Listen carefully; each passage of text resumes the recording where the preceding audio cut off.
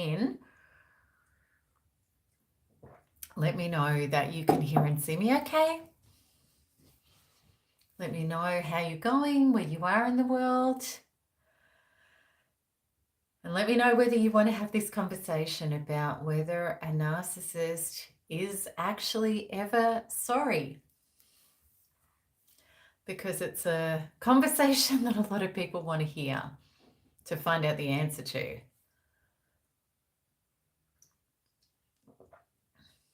Okay, we've got some people coming in now. All right, we've got a few people here, which is awesome.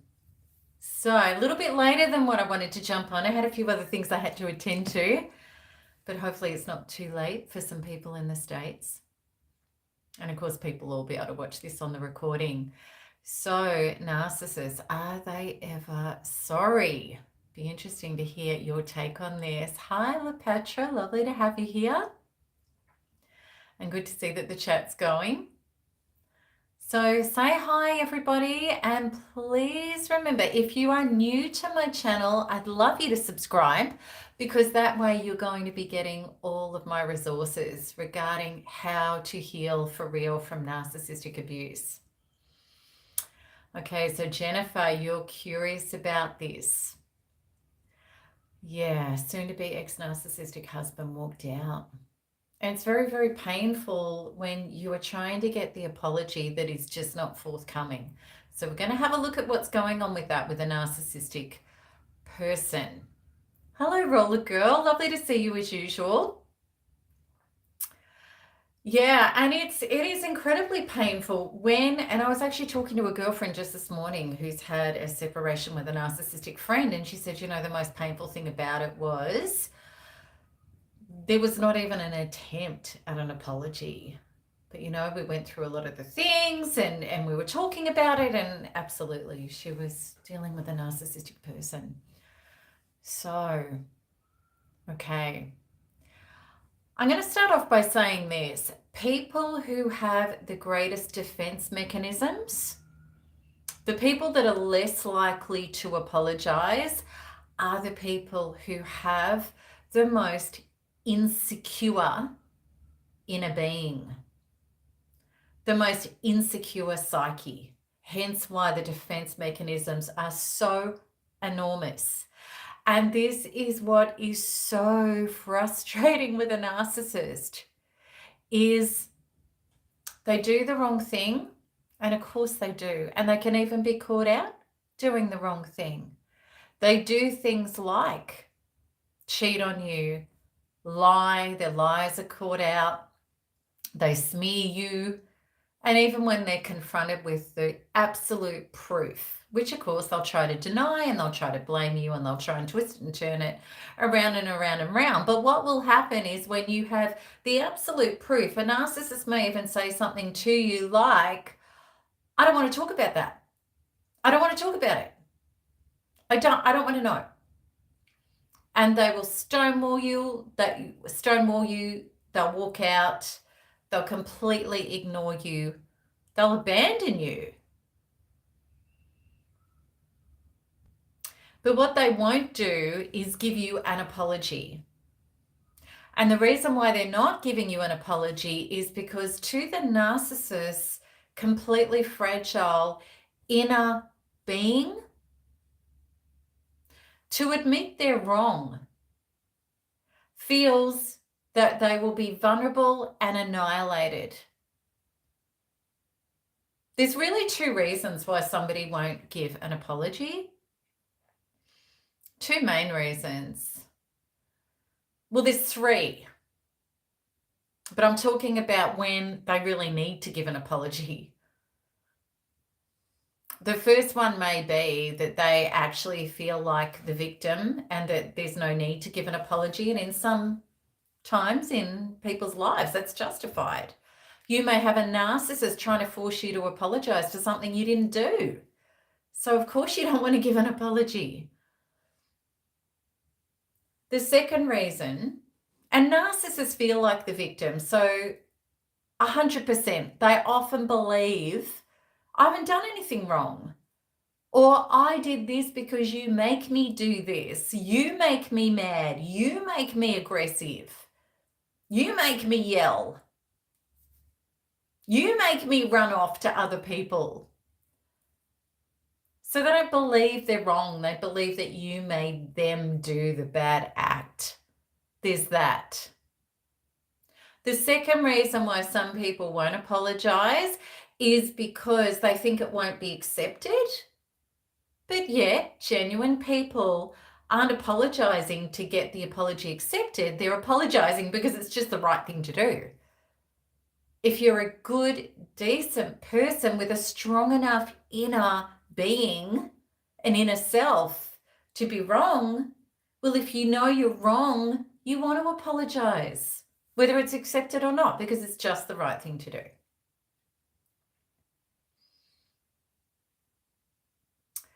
The third reason, a narcissist aren't worried about that category, about doing the right thing, because a narcissist is amoral.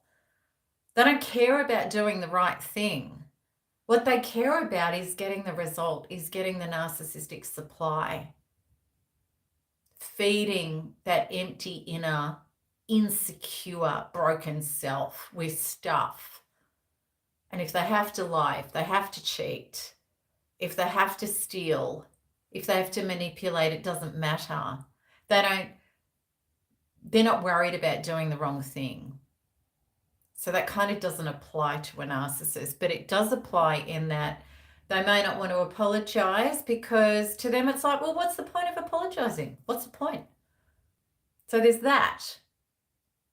The third reason, which really does apply very much to a narcissist, is their fragile inner self, their fragile ego feels so threatened and so unsafe to admit any fault.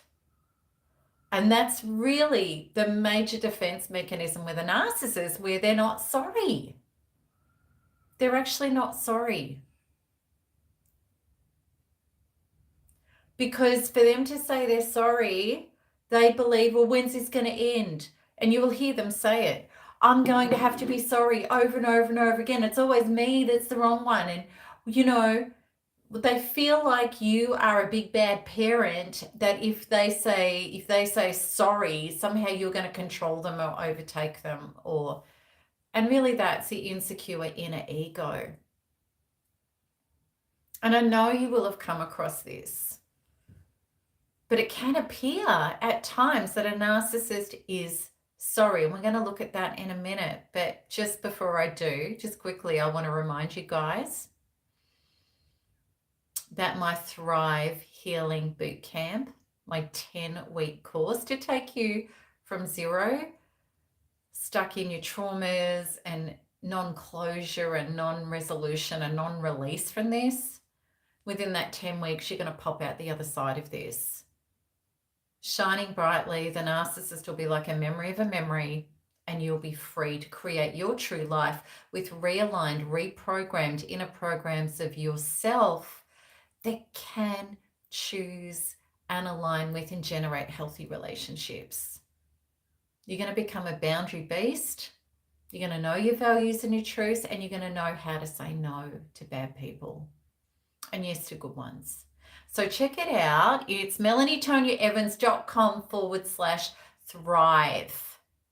If you're really hurting, I cannot recommend this enough. It's a healing boot camp. You don't need to work out how to heal. You don't even need to be motivated to get your inner healing done. So those of you who are narpers and you're kind of dragging your heels or spinning your wheels a bit, you're not getting the healing done, I cannot recommend this enough, because you can show up from the comfort of your own house and we'll get your healing done powerfully.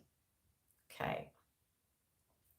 All right. So for us with a narcissist, we're trying to prove they're wrong. And somebody just said, I needed to see their phone and get the information and find out for real what's really going on.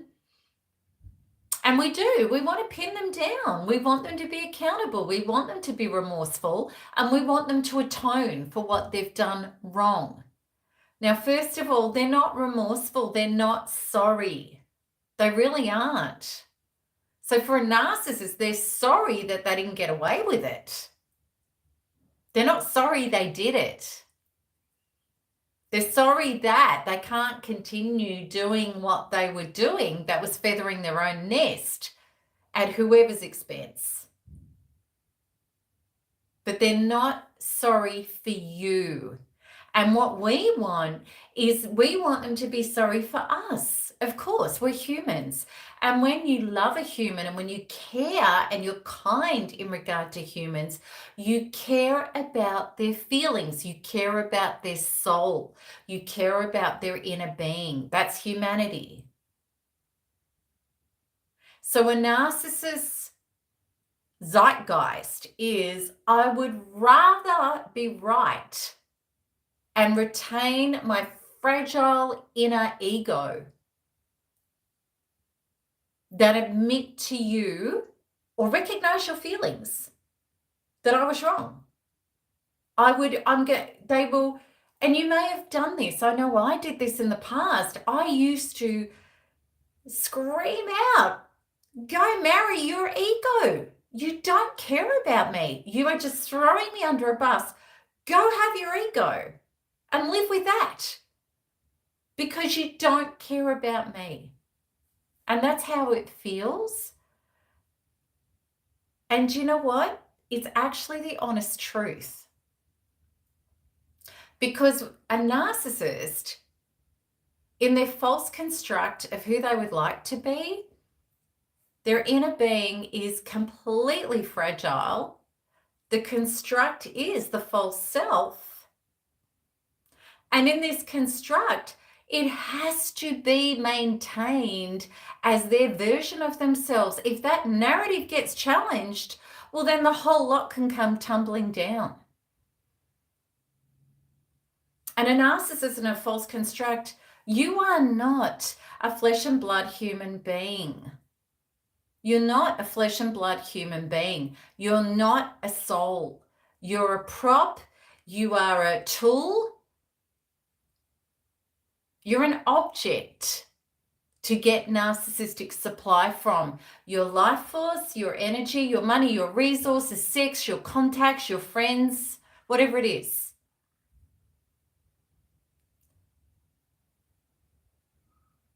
So for somebody to care about you, you have to be seen as a flesh and blood human being. The narcissist, here's the key point. The narcissist doesn't see themselves as a flesh and blood human being. They're a false construct. They're an object. They've objectified themselves. They have completely disowned their inner being. It's too emotional. It's too hurt. It's too ineffective. It's not omnipotent enough. It's not superior enough. So they completely kick themselves to the curb, their true inner self, and put a false construct up in its place, and that becomes the master. So if they can't see themselves like that, how can they see you like that? As a flesh and blood, emotional, real, soul human being. They don't see themselves like that. Okay. Now here, so you're not going to get remorse. It's impossible. You're not going to get atonement. It's really important to understand if somebody doesn't have the resources to apologize. Now, if you guys had an apology that just didn't land in your body, let me know. Somebody says they're sorry and it doesn't land. It doesn't feel genuine. Because you could get an apology like something like, I've said I'm sorry, just get over it. Move on. That's not an apology. Or it could be, I'm sorry, but look at what you do. Or maybe you've had an apology after 2 weeks of fighting and you're ready to leave. And you've copped every projection, every blame, every word salad, every twist, every turn, everything that's made your head spin, and eventually you get a sorry. eventually. But when you've poked it with a stick, so they've said, I'm sorry, and you have been bereft for 2 weeks, as an example, and they say, I'm sorry, and you go, stick your sorry up your butt. Like, it's been 2 weeks, come on. And what, all of a sudden now you're just sorry? And they go, well, if that wasn't good enough for you, well, stuff you. That's not a sorry. Have we been through this? Those of you that even did get a sorry, or you may get, you've left and they arrive with dozens of roses. I'm taking you out to dinner, I'm so sorry, and the crocodile tears. That's, some people never even get a sorry and other people have had a sorry. I promise you it's the same thing. Even if you think, oh, well, I never got a sorry, I promise you when you get a sorry, it's still not a sorry. So, it's the gifts, it's this, it's that. And then if you go out to dinner with them and you sit down and you want to actually talk about the actual issues and get some reassurance that this is not going to happen again, and you actually realize what you did to me and you realize how painful that was, and I need to trust you again. And what reassurance is there that this is not going to happen again? The whole thing will spin out of control again. Because this fragile, paper-thin ego, right? Oh, Kayla, that's beautiful you've joined NARP. I'm really happy for you, honey. All right? So this little paper-thin ego, you poke it with a stick because it hasn't. This is where we've got to learn to listen to our beings and our bodies, because that's God saying hi.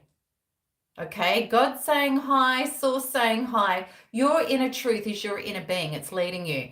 And the sorry hasn't landed in your body. They say you're sorry after a week. You go out to dinner, you sit down, and you're not at ease. You're not safe. You start talking up, and then they tell you it's all of your issues, and you're not trusting them because of your previous relationships. Now you're getting gaslit. Have you had this happen? Have you had it happen? Because I promise you, the people that are getting sorries from a narcissist, then they get gaslit. You should have accepted my sorry. It was a sorry. No, it wasn't. And the thing is true. If somebody has really, really, really hurt you, yes, trust your instinct, M-Skill. You're so right. If it feels off, trust your instinct. Honor your inner being, right? That's your inner child. That is your job to honor, nobody else's. That's your job. We don't hand that into the narcissist's lap and say, oh, well, I'm just going to hopefully trust you. No, we have to trust ourselves. So this is it. It doesn't land in your body, the sorry. You poke it with a stick, you try and get some clarification around it, and then you get gaslit and it all gets thrown back in your face. If you don't get a genuine sorry from somebody, they will re-offend. They'll re-offend. And you are signing up for more abuse. Why will they re-offend? Because you didn't get a genuine apology. What is a genuine apology? A genuine apology is, I admit what I did was wrong. I acknowledge how much that hurt you. And I care about your emotions, to not just go, well, do you think I'm proud of myself? Well, I'm not happy with what I did. It's not about you, mate. It's about me, what you did to me. Right? It has got to be an acknowledgement of your feelings. Does this make sense? I see you as a human being with a soul, and I care about you enough, and I'm so sorry I did that to you. Look, they could say, I'm really hurt that I did that to you. Right? Well, at least I did that to you with something. Rather than, well, do you think I'm proud of myself for what I did? I don't give a shit, mate. It's not about you. It's about what you did to me. We need to get clear on this stuff, because narcissists can give you an apology that's not an apology. So an apology needs to be, I admit that I did something wrong. I care about your feelings. I'm going to grant you some empathy about you, not about me. And then I'm actually going to say, I'm going to do everything I can do not to do that again. I won't do that again. I'm going to, maybe I need some help, or maybe I need some guidance, or what can we put in place? But I don't ever want to do that to you again. Right? We need some effort. And they need to speak about atonement. I'm not going to do that again. Or I'm going to try and heal, or I'm going to look at myself and, let's put something. I don't want to ever. Now, here's the thing. When you've been really hurt by somebody, you have no obligation to immediately accept their apology. You don't. And you have no obligation to immediately trust them again. You don't. If it doesn't feel right in your body, don't. And here's the thing that will flush out a narcissist every time. They will not allow you to have that space and that time to process. A non-narcissistic person will go, what I did was so bad and I'm so sorry I hurt you. And I'm really going to look at this and I never want to do this again to you. And they would know, but I understand if you can't accept my apology immediately, I need to give you some space. I've hurt you too badly. We're not asking for somebody to fly to the bloody moon. We're just asking for a real human understanding of somebody else's feelings.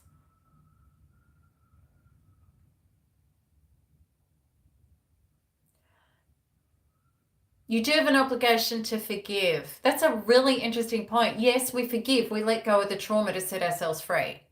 Okay? That's not an obligation as far as I see it from Thriver Healing. Thriver Healing is how you've traumatized me on the inside. I'm going to load that up, let it go with Quantum Freedom Healing, attach myself to Source and True Self and fill myself with that. And then it washes away. And then I've up-leveled and become who I've needed to be. No longer participating in those kind of patterns. And I'm grateful I went through it so that I could grow and heal myself. That is quantum forgiveness. The other person actually becomes irrelevant apart from a catalyst to help you heal a part of yourself you needed to heal. The truest, highest level of quantum forgiveness is that because there's no trauma, there's actually nothing even left to forgive. I don't have to bring you around for cheese and biscuits. I don't have to tell you I forgive you. I don't have to keep sending you love and light and forgiveness every 5 minutes to try and make myself feel better or get free of the trauma. I'm just done.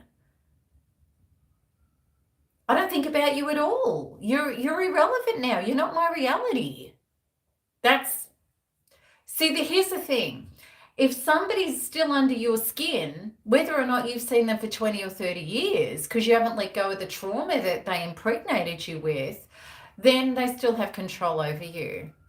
They're still taking up your life force. Quantum forgiveness is getting all of that out. Does that make sense? We forgive to set ourselves free. Somebody else's journey is their journey. We have no obligation for that. We have an obligation to our own soul. And if everybody lived with the obligation to their own soul, freeing themselves from trauma and showing up with the light coming through them as source, our world would be amazing. Okay, good. It makes sense. I'm really pleased it does. Okay, so the narcissist. I want you guys to understand the difference between, and it's good for us to know, because let's face it, all of us, when we're triggered, can act like a prat. We can have our own moments in our own insecure wounds where we've done something wrong and we know we have, but we feel so much shame that we're not showing up in healthy ways with people in our life in regard to it.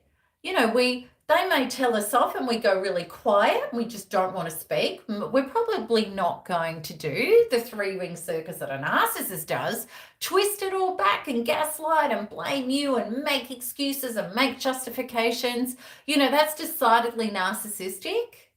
But we may go all quiet and we may not say sorry.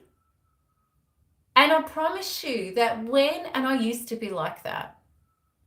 A lot of us have been like that, especially too, if you were made to apologize in quite traumatic ways when you were young, and maybe that has really put you off apologizing. You just try and avoid the whole thing altogether because you were traumatized through it. Or you've had people throw an apology back in your face and really hurt you.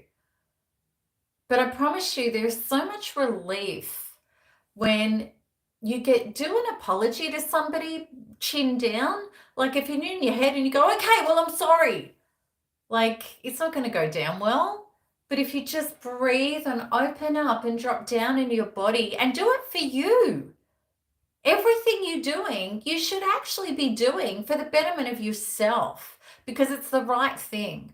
But the right thing is to acknowledge somebody else's feelings and to say, look, I am really sorry. I'm really sorry and I care about you.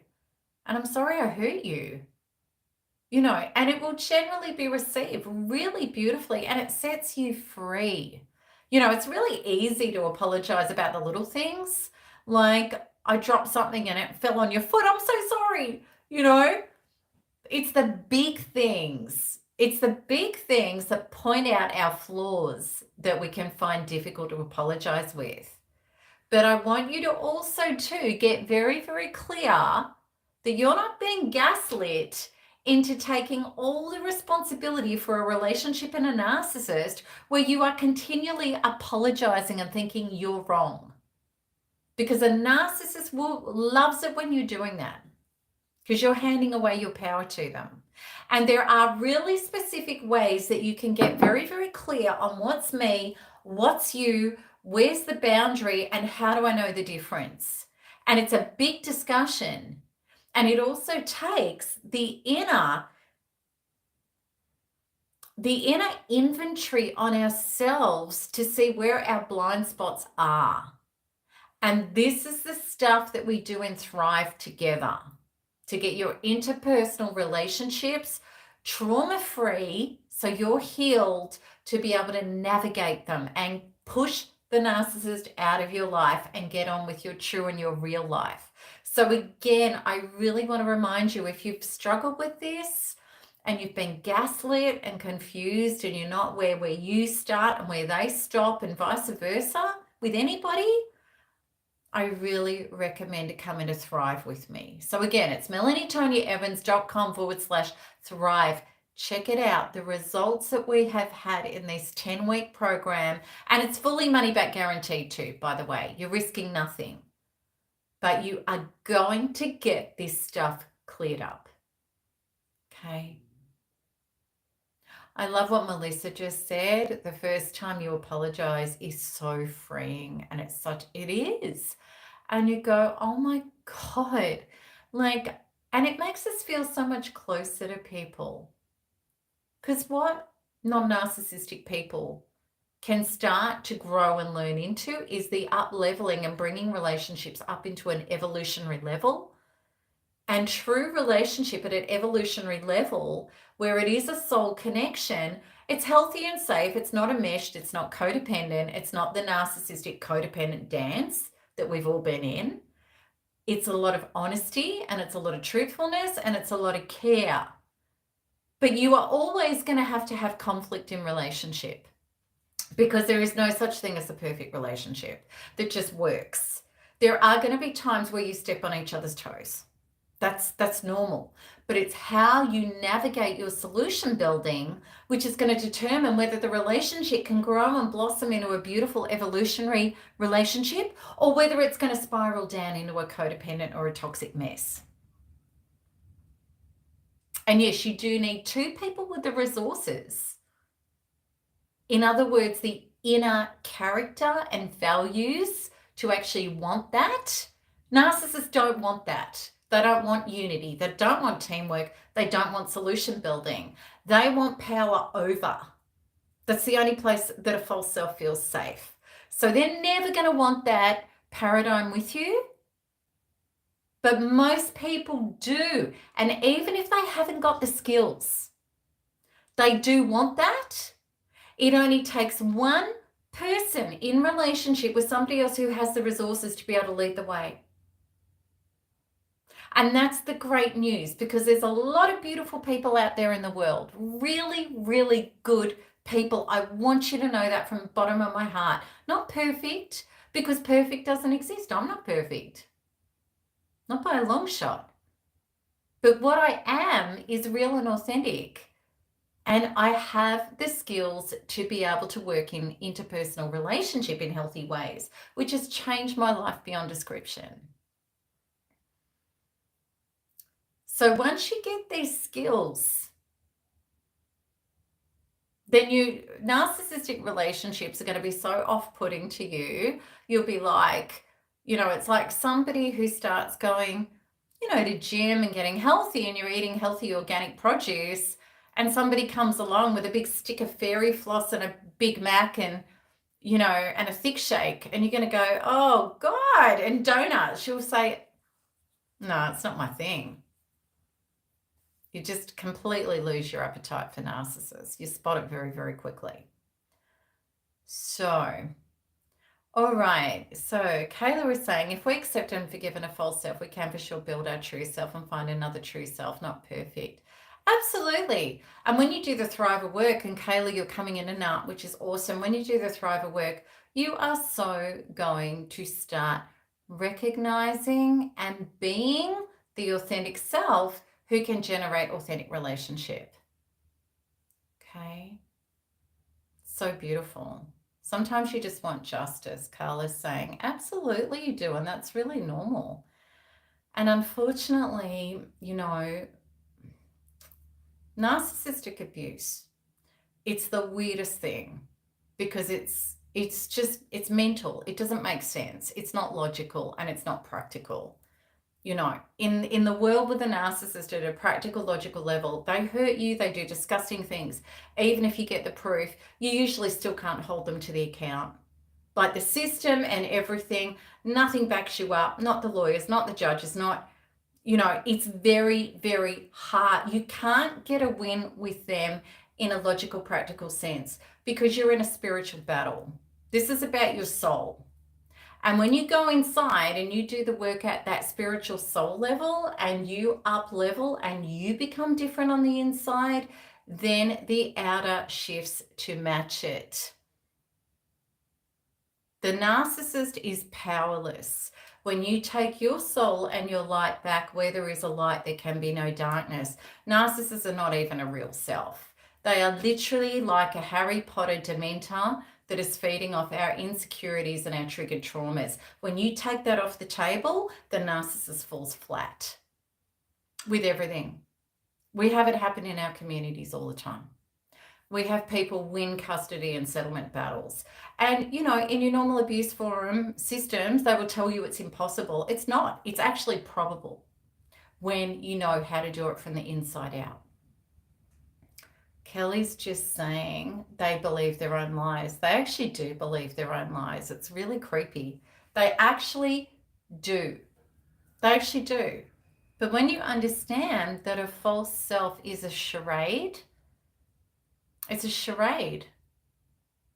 It's a construct. It's a version in their mind, like a cartoon cutout, that is who they decide it is in a fantasy world. It literally is.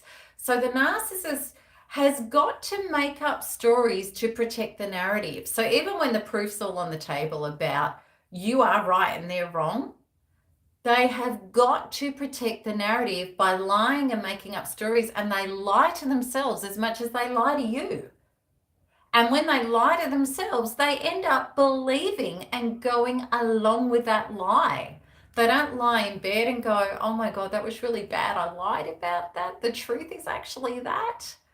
Narcissists have shocking memories, actually, because they're so used to lying in the moment about whatever and just going along with that constructed version. They don't even remember what they said 2 days ago or last week. And then they'll bring it up and talk again, and you're like, didn't you say that happened? You just told me something completely different. They'll go, I never said that. You're making it up. I didn't say that. Yeah, you did. No, I didn't. Have you had that conversation? That's why.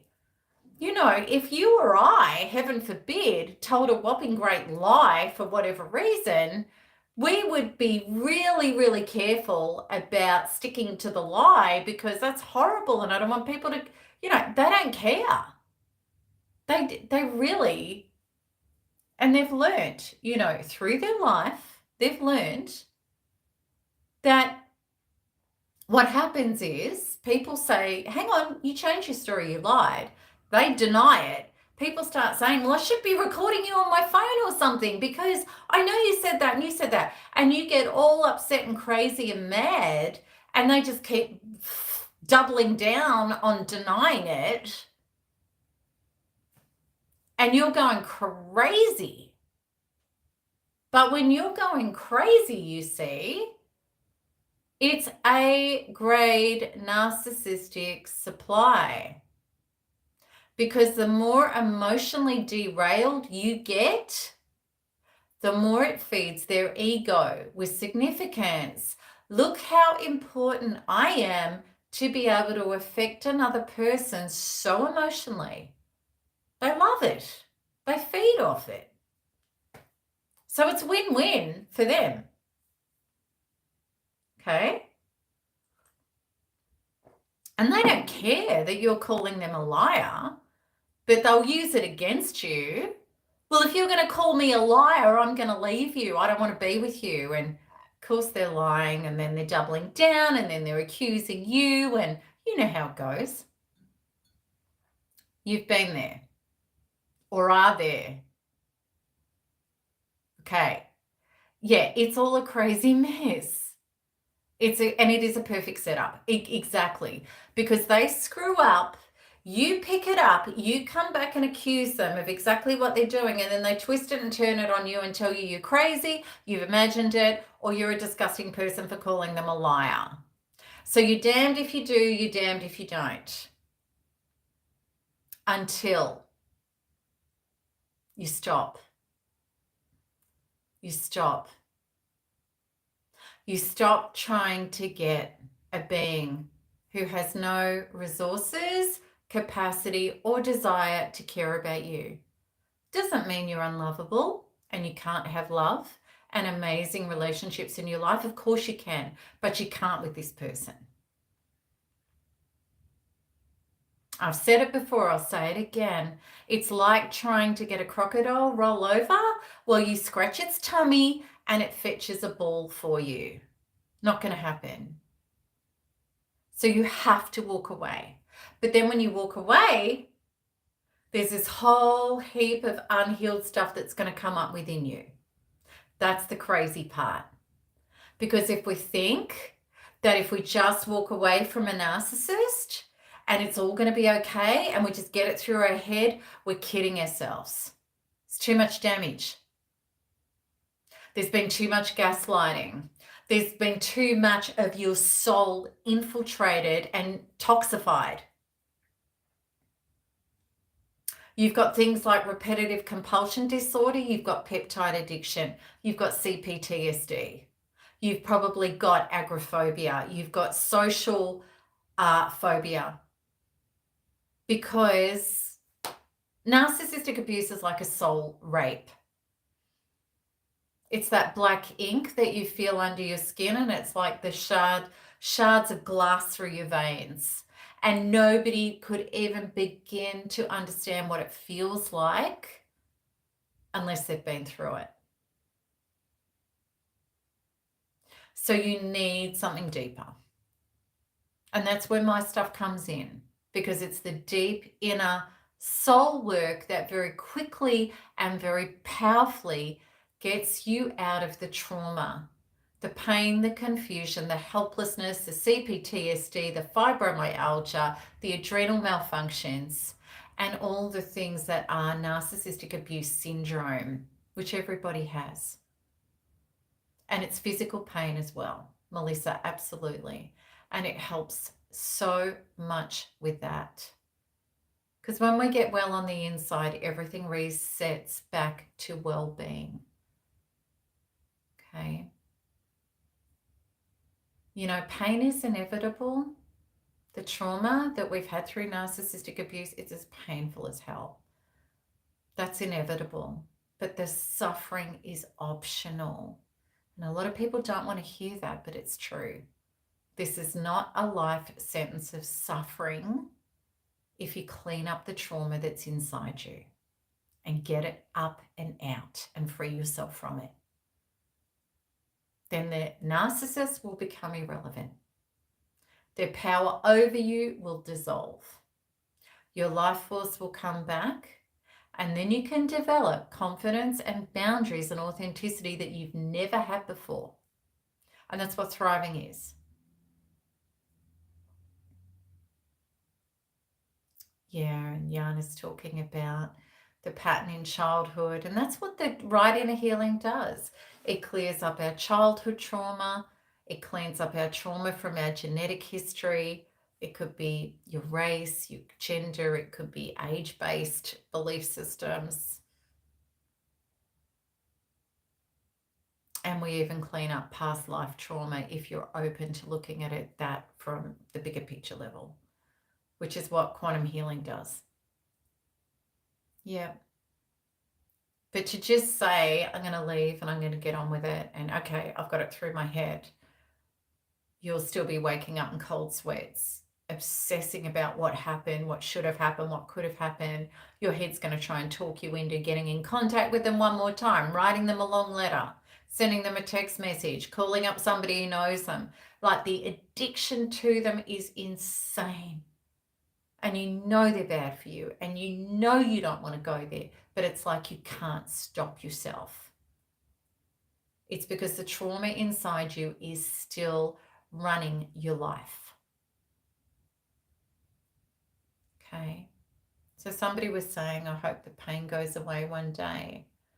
Sonny Camry, I promise you from the bottom of my heart, if you want the pain to go away, if you come in to thrive with me for 10 weeks, it will be gone.